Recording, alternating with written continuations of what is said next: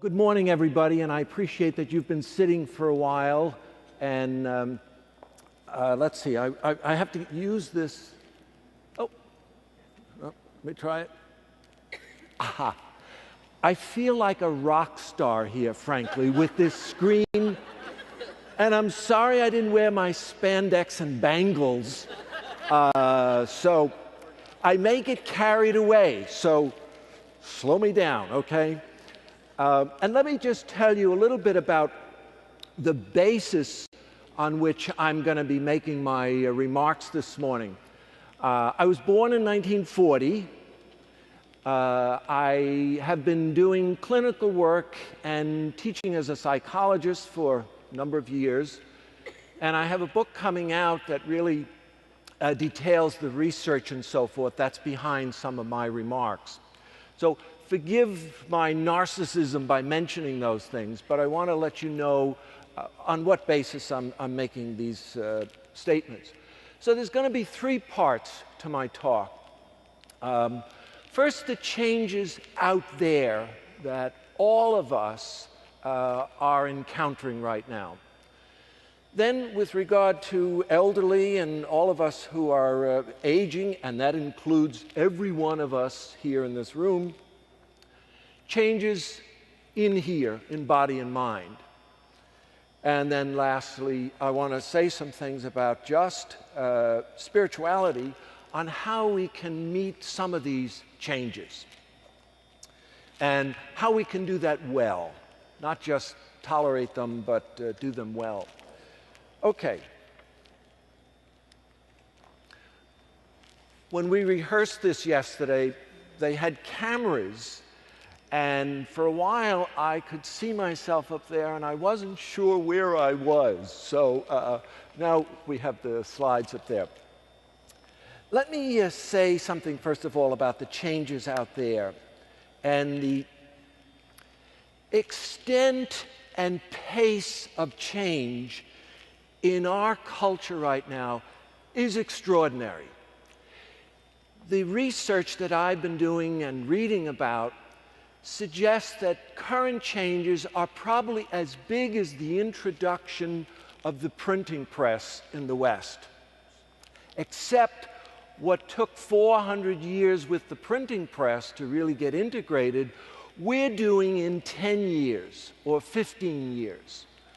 And the extent of change and the pace of change is absolutely off the charts.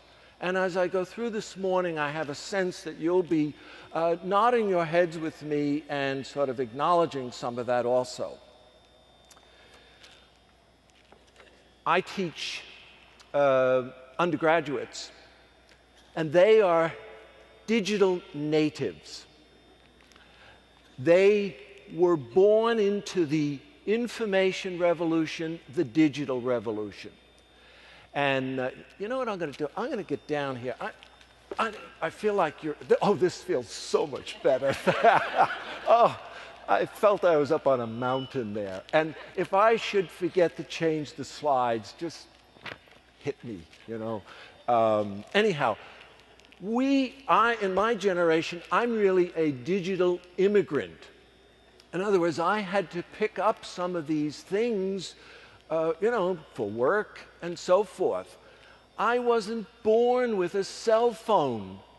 And, you know, when we had a TV, it was black and white and a lot of snow on it and so forth. And anyhow, so huge number of changes. And some of the ones I'm going to just mention briefly are going to be in the area of technology, just speed and so forth. And let me give you some examples. You're all aware, if you've been a Catholic like I have been since birth, the changes in the church have been extraordinary, extraordinary. And when I think about when I was confirmed and liturgies in Latin and, you know, changes in the liturgy since Vatican II, and then in recent year, other changes. young people not going into religious communities the way they used to, sort of the aging of people in ministry, and then just the changes in religious education and so forth. Just some examples of changes in technology. I must have 30 passwords to get into my bank account, my computer, the cell phone. I want to retrieve a message. I have to remember what, to get into my office. There are passwords. So I do exactly what they say don't do. I write them all down, and I leave them where I can find them, because if I put them in a secret place, I won't be able to find them. So, texting. I have a student, and I chatted with this student, and she was good enough to supply me with her telephone records. Do you know how many text messages she sent last month? 4,280 in a month. Her mom printed out the phone bill for me. It was that thick with, number of pages. Now, we need computers to keep those kind of telephone records, and you need, extra hours in the day, I'm assuming. But teaching undergraduates, I see them all the time, using their thumbs.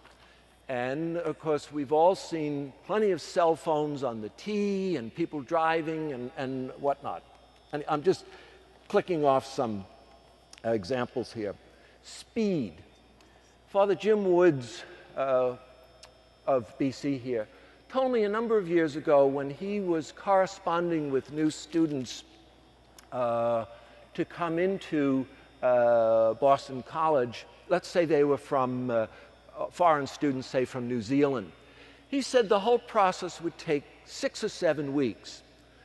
Something would take 3 weeks in the mail and be processed, and then 3 weeks back. He says now he can do some of these things in an hour in the morning. So huge acceleration of what we're able to do with technology. Time pressure. I always have a sense of trying to catch up, of being busy. And if I ask people how they are, how often do people say, oh, I'm fine, but I'm really busy? And, we still have the same amount of time, but everybody seems to be jamming much more into it, which is marvelous, and the technology enables us to do that, but boy. The capacity to do things online and so forth. Don't tell anybody this, but I tried to pay my quarterly taxes last week, and I made an error, and the Commonwealth of Massachusetts was trying to reach into my checking account and get $12,500 out of it. 2 decimal points. And I've done this, for a number of years now. So speed, I was rushed. Anyhow, okay. Let's see. Part of the technology revolution that's going on, of course, screens are everywhere. We have a screen here. And I can advance this. Oops, too far. See, technology helps, but then it messes up my mind a little bit. Where am I here? Let's see. Oh, this is good enough. Screens are everywhere. I go in and shop at Star Market. There are screens all over the place. And so we're so used to visual noise, if I could use that expression. I came here by public transportation. In the T-stops now, they have these electronic signs, and they're reminding me to get a flu shot. Now, which is fine, that's a good service, and they're also reminding me, and I kid you not, be careful, don't set fires in tea stations. It's, you know, it's dangerous. The technology is terrific, but boy, you know, how much advice do we need, okay? So, anyhow, one of the things I've had students do is ask them to interview their grandparents so that students would get a sense of the pace of changes that we've all been through. And ask their grandparents about what was communication like, because I'm older than some of their grandparents, you know, so I don't want to tell them too much, you know. But when you think about it, the changes that grandparents have been through, and those of us who are over 50 and, you know, over 60 and so forth. And so it's not just amount of change, but changes within a generation. And just one other, work in finance, for example. My son works in finance. He works 24/7. He carries his office with him in his hand. You know, he has a BlackBerry. And he's doing emails and this and that, and there's no leisure time because he's instantly available all the time. And that's okay, it's, you know, he's well wired, but the change in our sense of time is also extraordinary. Where are those islands of sort of tranquility? And I'm going to say in a few minutes that we really have to begin creating those again for ourselves, because so many of us are, you know, connected and whatnot there.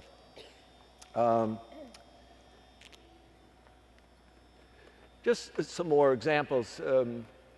My wife and I went into the Apple store recently, and I didn't even know how to turn on one of the new phones. And then my wife got a new Apple computer, and she's bought a series of lessons. Now, she's been using a computer since the first Apple, you know, the Apple IIes, or Apple, whatever they were called, you know, 20 years ago. There are so many marvelous applications with these machines. I have a sense of I will never catch up. I will never catch up. And I'm running pretty fast as it is now. And, you know, we use internet and computers and so forth. So anyhow, let's see. Or even television. It used to be you turn on a television. I have 3 wands in order to shift if you're watching a DVD, or if you want to go back and watch the regular screen, and something else. And my wife needs instructions. If I leave on a trip or something, she says, now remind me again how I could watch the news. Okay. Or applying for Medicare or Social Security. My wife and I both have doctorates. We're both in the process of applying for Social Security, Medicare, and so forth. It's taking 2 of us to do this. And you wonder, what about people who are living alone or isolated, whose eyesight isn't so good, or who aren't as, you know, as smart and so forth as we are? And I'm saying, wow. So anyhow, for some, the wired world holds delight, and for some, terror, because the demands are constant. Switch to online banking. You know, you can't watch Netflix unless you go online and, you know, order them online. I don't know. If you want to shop online, and increasingly things are online. So if a person doesn't feel confident about getting online and surfing and so forth, it's hard to do some of those things. So the effect of, let's see, where am I here? Oops, this is not working. Okay, I need help with my, there it is. Okay, good.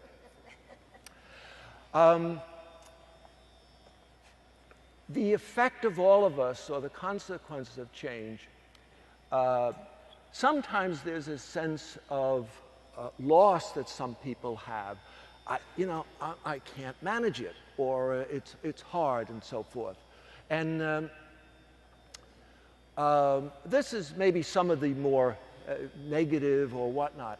We actually are being changed by the changes that are going around us now. I know my attention span is less. The way television shows ads, it's a constant shifting. And I watch myself when I'm online, oh boy, it's hard for me to stay focused the way I used to. I'm trying to do some writing and whatnot, and my attention span is shorter. Now, some of that, frankly, is I'm not 21 anymore. I'm sure you would have guessed that, but just to tell you, I'm not 21 or 31 anymore. And I also think, though, it's the amount of information that all of us are subjected to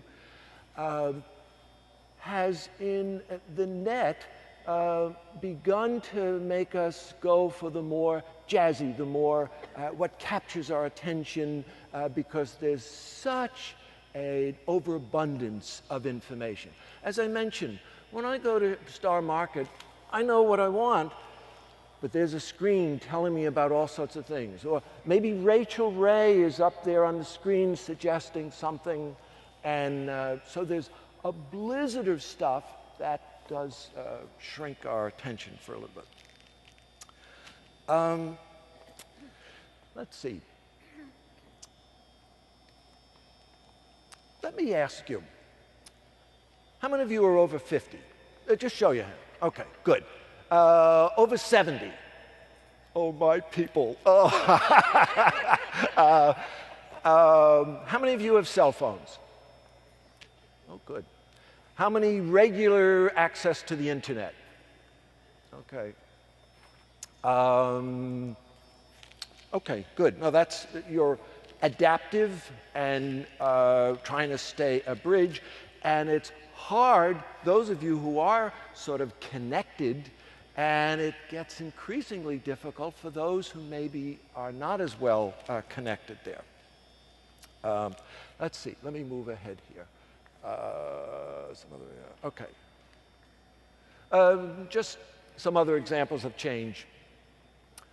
I like to travel, and when you think of just travel, not only can we do virtually everything online, but think how travel has changed, for example, since 9/11. Travel used to be fun on an airplane. And I used to love going to the airport and over. Now it's, oh man, let's get through that part of the trip and, to the good stuff. Just one last thing here. We live in a culture where, because of these extraordinary changes, nothing vanishes. If you want to watch TV programs from the 50s, you can find stuff either actually on TV or get discs. Music going back to the 20s and 30s, you can find it. Old movies, actually old books, if anybody still reads. Amazon is extraordinary in the things that it's able to sell us online.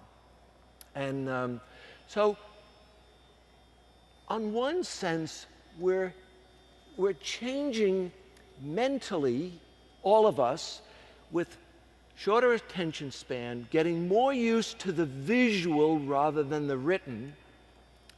And our sense of time is sort of changing. We have this time pressure, and yet time ceases. Certainly with television and the internet, it's almost as if the past is simultaneously present. It's rather curious.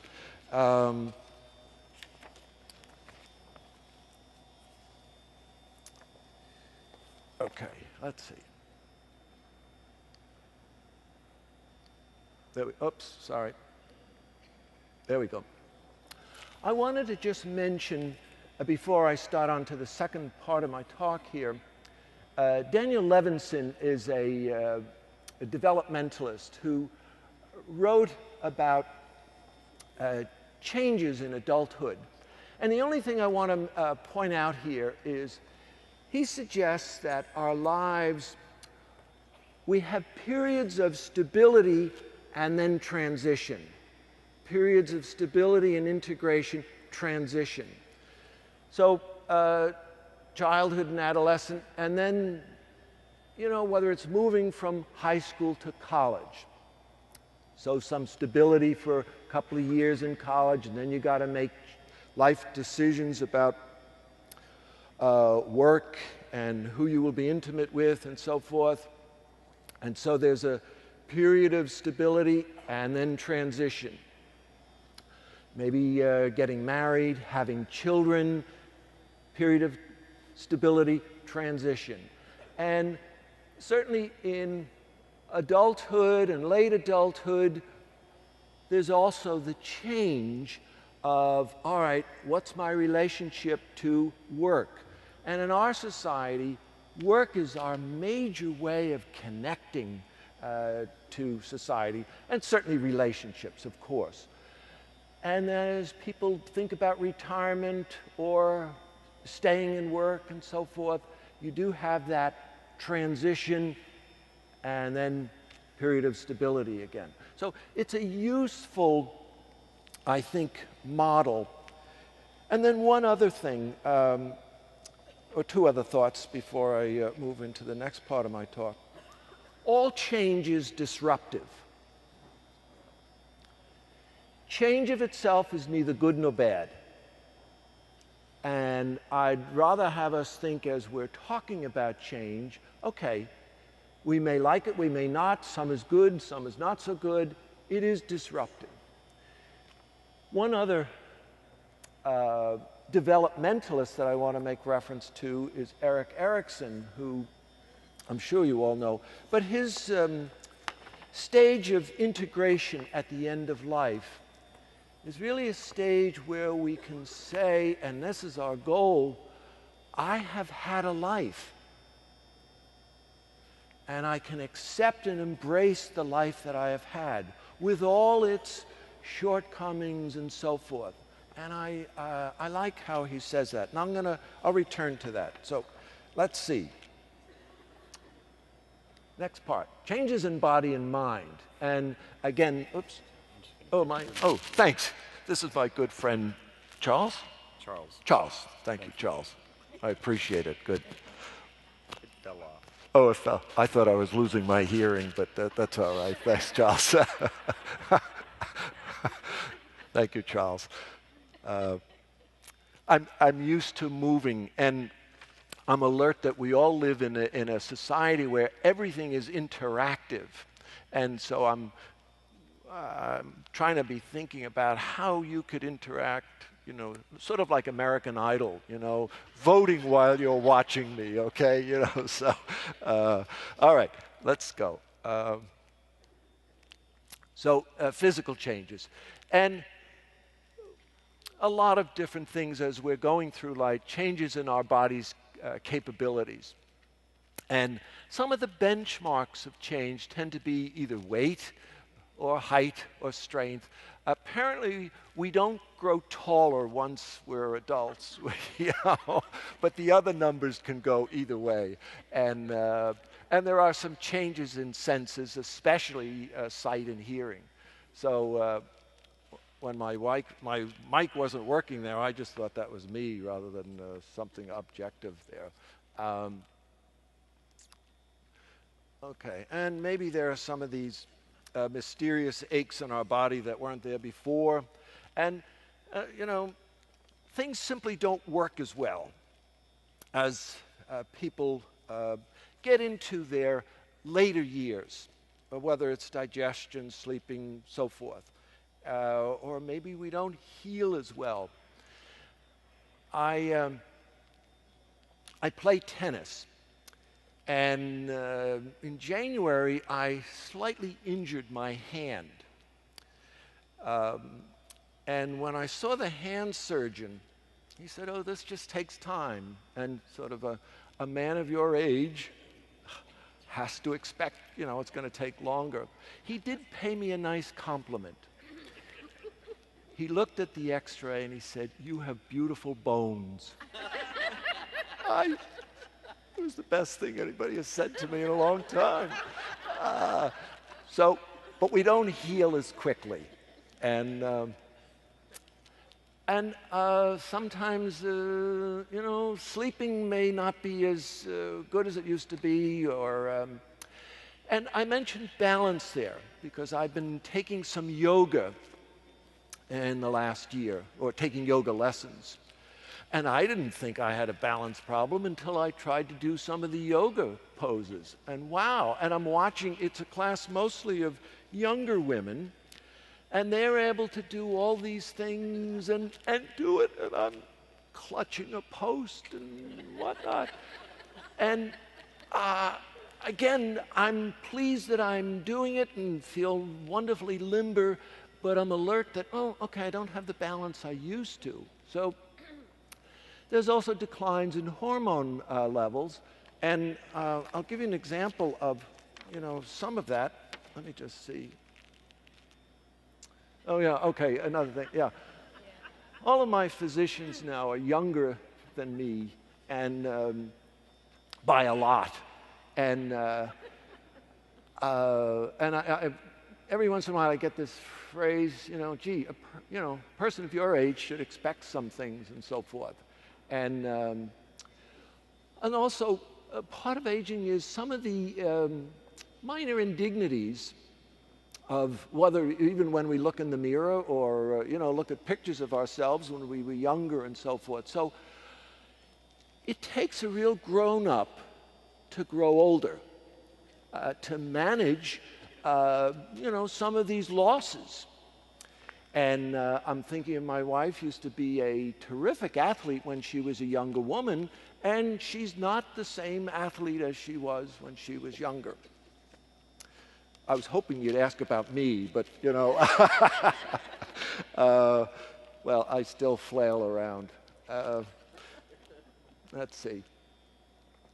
Just in regard to discrimination about the aging process, and we all tend to have an age-centric perspective in which we view our own age as the most normal of times, the way life should be.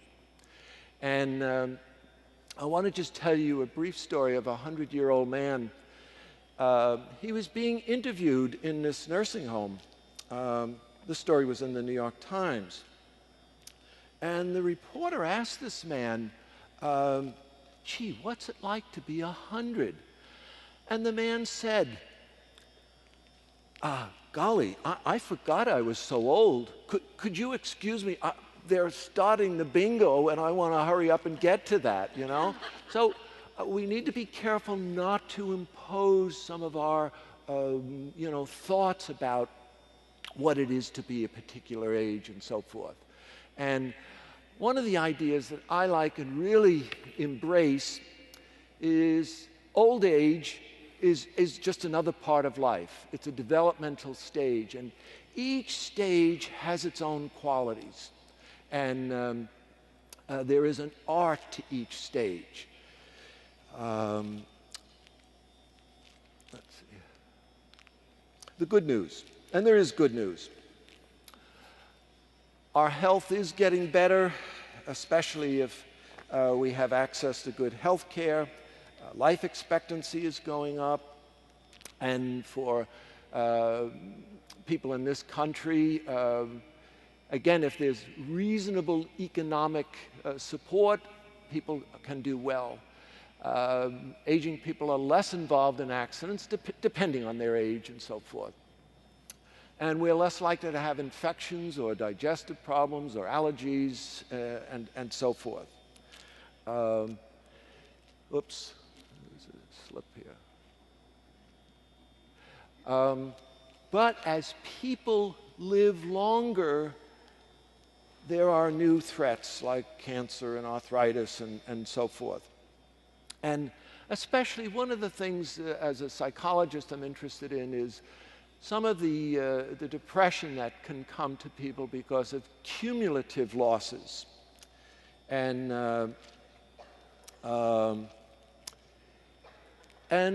especially losses of status or sources of self-esteem. We live in a society where the dominant images that we see, for example, on television and so forth, are mostly, it's changing now a little bit, of young, attractive people, models who are thin and so forth. There aren't enough images of people of all the different stages of life doing normal things, living life. So many of the images of people with gray hair tend to be of images of people who need Cialis or, you know, some other things like that, rather than just living life and doing what we can do and do well. Also, just a note about drugs that are not well coordinated can sometimes really cause people depression and cause more problems than they're helping. Okay, just some physical changes now, mental changes. I mentioned that with declines in hormones, our mental filters don't always screen out distractions or anxiety as well. I'll give you a simple example. It just happened to me the other day. I commute to work, and I take the T and then I walk. And down near the Landmark Center, near Emmanuel, is a tough street. The traffic is bad for pedestrians crossing. And I was crossing with a couple of the undergraduates. And two cars ran the red light, which is standard there. And I jumped back and I'm thinking, and these undergraduates was, ha ha, we almost died, ha ha ha. And it didn't bother them at all. And it took me several minutes to have good thoughts for the rest of the day. And I'm alert that the filters don't always work as well, my filters. Whether it's, anxiety about the Commonwealth reaching in and grabbing $12,500, which I didn't have, or other things, it takes a while to calm down there. And also, the memory. I find I need rituals now so I don't lose stuff, And so I'm very careful about putting keys in the same place and my wallet in the same place, and that works fine. Because some of there are working memory. I may even have a slide on that. Let's see. Do I have a slide on that? Let me just. Nope. All right. Back. Our working memory gets a little bit shaky after a certain period. Our long-term memories are terrific. And I can remember all sorts of wonderful things about, college and this and that. What did I come in here for, go into the other room. And part of that is because we're trying to do a lot of things and we can forget, what did I, you have to retrace your steps a little bit there. And most of that is just normal part of our aging there. Okay. There's no uniform pattern in regard to elderly minds. Some elderly just are terrific right up until they die. Others, there can be some deterioration there, some cognitive decline, usually in regard to how quickly we can do some tasks. But, and again, the research is so clear on this, it's never too late to learn. And one of the best new discoveries in neuropsychology over the last 10 years or so is that our brains can grow new neurons, new connections. And we really do have the capacity to keep learning and keep growing there.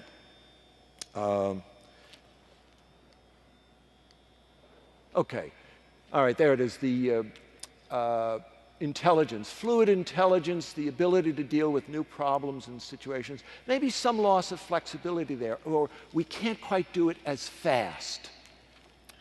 Versus crystallized intelligence, our ability to store information actually can increase here. We know a lot. We know a lot. And it used to be that elderly were valued for knowing a lot, for remembering a lot, for this wisdom. And we still know a lot. And we may not know how to program the DVD player, but we still know a great deal. And shouldn't forget that in the sort of this information revolution. Whoops, wait a minute. Sorry. Okay. I find myself oftentimes, as I'm a grandfather now, thinking about my grandparents and wondering, they certainly seemed old to me as a child, and they probably were by the norms then. But the health of elderly, if they get good health care and so forth, is certainly better now than then. And really, what does it mean to be old? I will oftentimes ask myself, gee, I wonder if my granddad did this. As I mentioned, I play tennis. I play with people who are older than I am, who oftentimes beat me. I hate to say that, but they do. Anyhow, I know my grandfather didn't. Now, some of that was just greater opportunities. We have marvelous opportunities that the generations before us did not have. And many of the changes have been terrific. The growth in wealth in this country has been quite good for many, not everybody. And I'm guessing that most of us have benefited from that, from new opportunities, whether it's to travel, to learn, to do some things, and so forth. So we're very fortunate in that. Just one other thing, another story of this 93-year-old that I wanted to just mention here about sometimes we think we know what is going on with others. This 93-year-old woman was being admitted to a nursing home, and the physician was interviewing her, and she apparently was entering the nursing home because her husband of 73 years had just died. And he thought she'd be rather sad and so forth. And he said, well, how is that for you to have lost your husband of 73 years? And she paused. Heaven.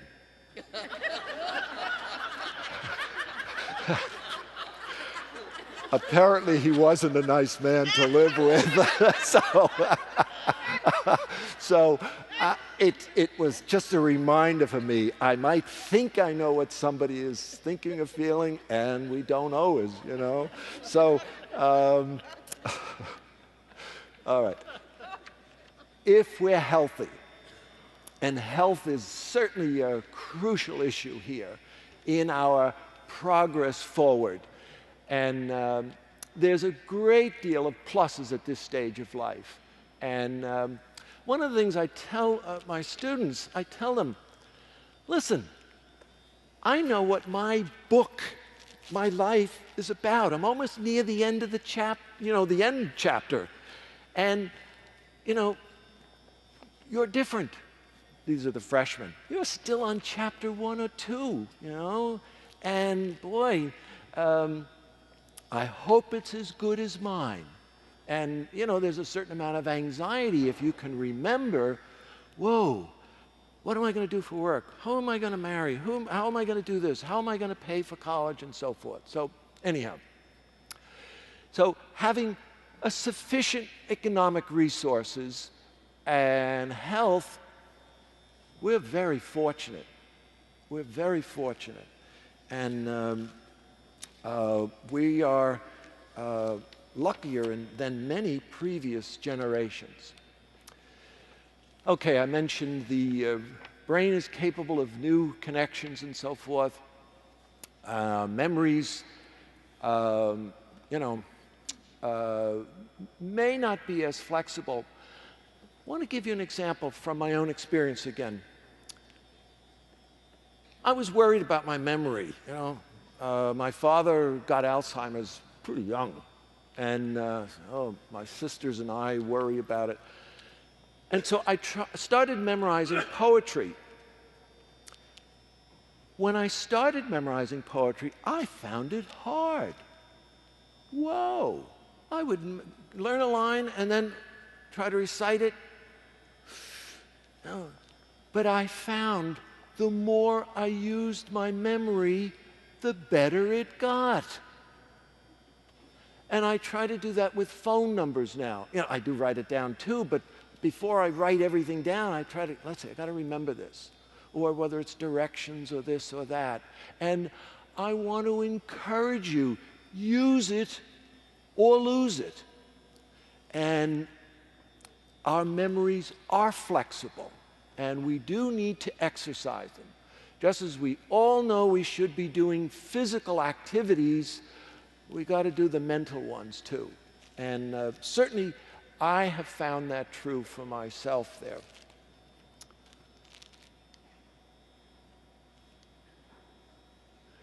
Yes, and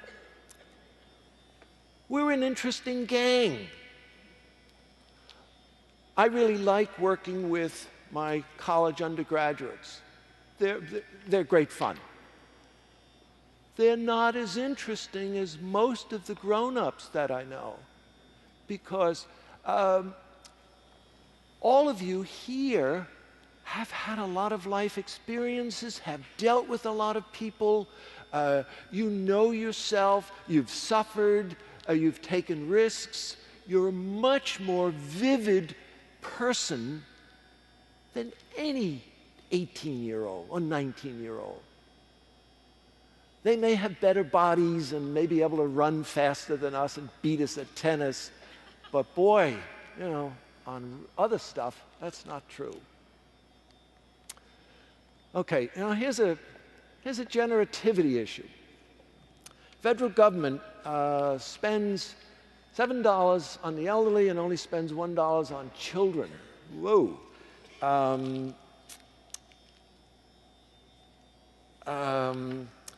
Really is an issue there of how can we be more generative.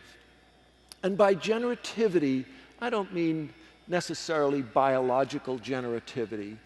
I mean that sense of being an assistance to the next generation, to those around us, whether it's a spiritual kind of generativity, or I'm lucky as a grandfather, my grandchildren live nearby, and I love being involved with them.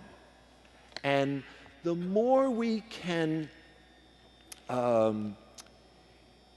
perform services for others, the better. And again, the research is really good on that, that people feel good about helping others, dealing with others, volunteering, working with, and so forth.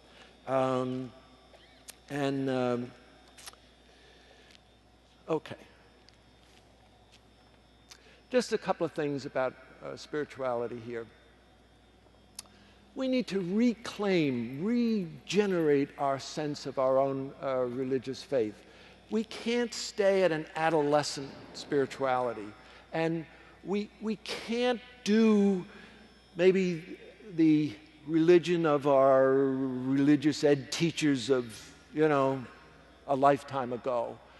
And we really need to make it our own, the tradition our own. We need to be engaged with others. We really need to be social involved. It doesn't have to be Facebook, but certainly the social engagement is a crucial part of us staying healthy and involved with life. So how can we be active mentally and physically?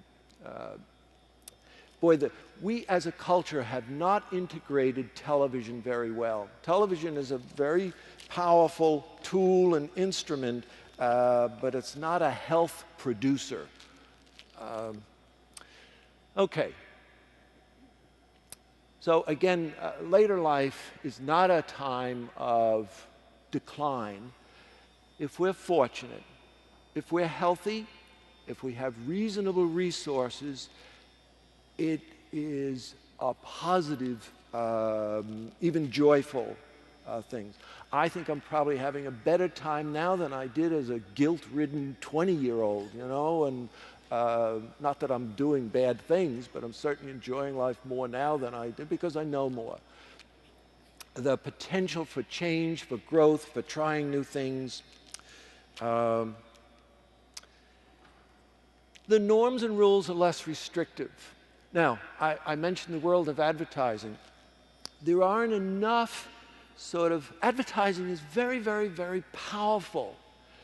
And there aren't enough images of all the different stages of life in ads. Most ads have these glamorous, youthful people, which is fine. I like looking at glamorous, youthful people, but it does take something away from those of us who are not young and so forth. The real aging enemy is our own fears or lack of images or habits or good models. My wife and I have made a pact. No complaining about the next generation. No criticizing. They may do things differently, but they're going to be living in a very different world. And so no curmudgeon stuff, okay? No complaining. Now, sometimes things are, we do need to complain and whatnot, but in general, boy, more positive. And so young people have a tough task ahead of them because they're living in a world that's, there's going to be a lot of challenges. Oops, sorry. I got to keep my mind open. The word that I really embrace is adapt or adaptive. Life is challenging. It always has been. And we didn't get to choose this period of history to be in, so we have to deal with what we are given. And how do we adapt? How do we be flexible? And adaptation and flexibility are real signs of health. And we've got to try some new things, take some risks, follow our curiosity. You came out today because you were curious and interested. And if we can sort of make that, again, a crucial part of ourselves, finding new things. We do need to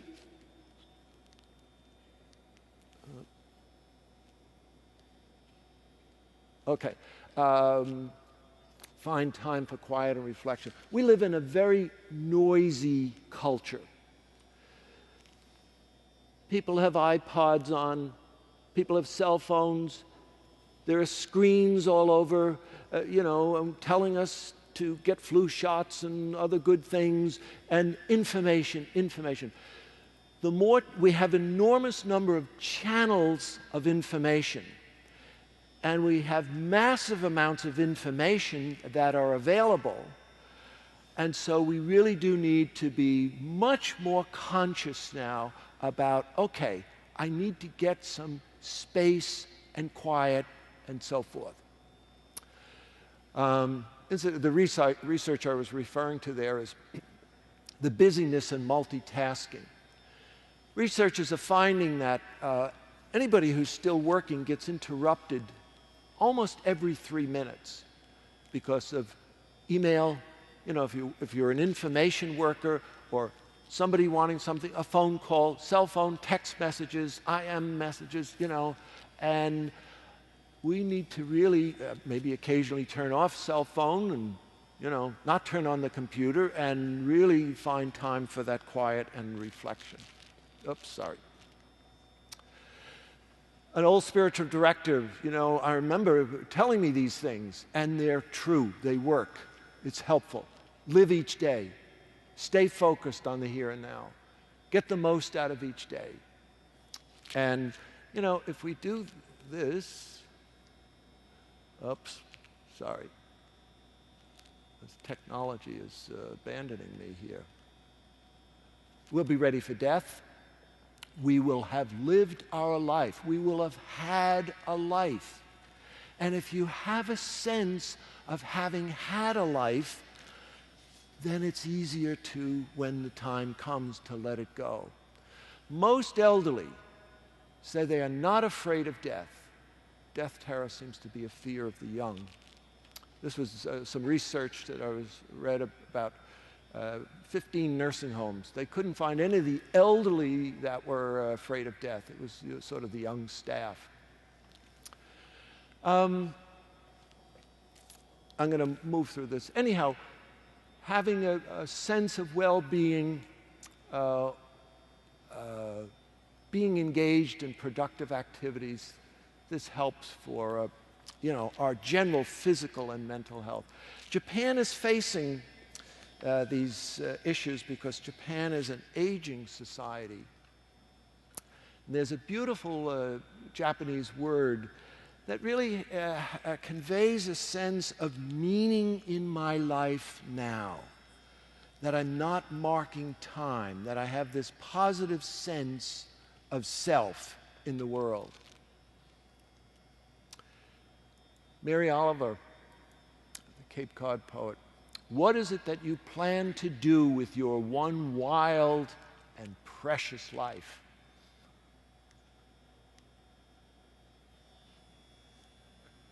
I'm going to end here. Enjoy lunch. Good.